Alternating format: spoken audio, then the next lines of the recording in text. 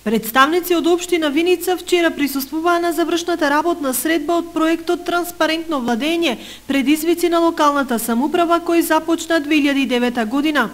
Резултатите од 3,5 годишното водење на проектот ги презентираа Герман Филков од Центарот за граѓански комуникации, Билјана Бејкова од Невладината инфоцентар и Мајкл Стив Вотер, директорот на Канцеларијата за демократија и локална самуправа при УСАИД Македонија.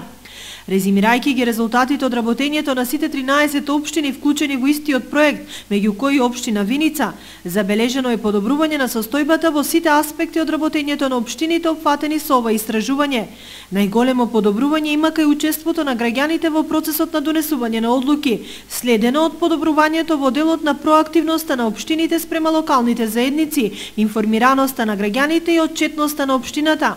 Додека најмал напредок е констатиран во делот на професионалноста на општинската администрација.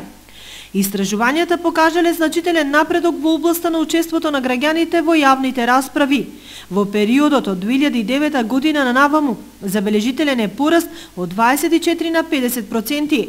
Во дебатите за буџетот забележен е пораст од 13 на 32%, во следењето на седниците на Советот од 12 на 25%.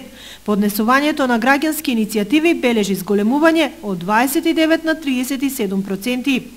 Постои напредок и во информирањето на граѓаните за работата на општината од 66 на 72%.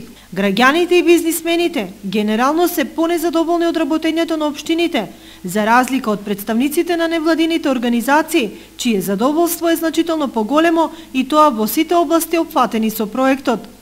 Најголемите предизвици за општините остануваат во сферата на отчетноста, еднаквиот третман на сите граѓани, судирот на интереси и воопшто професионалноста на општинската администрација.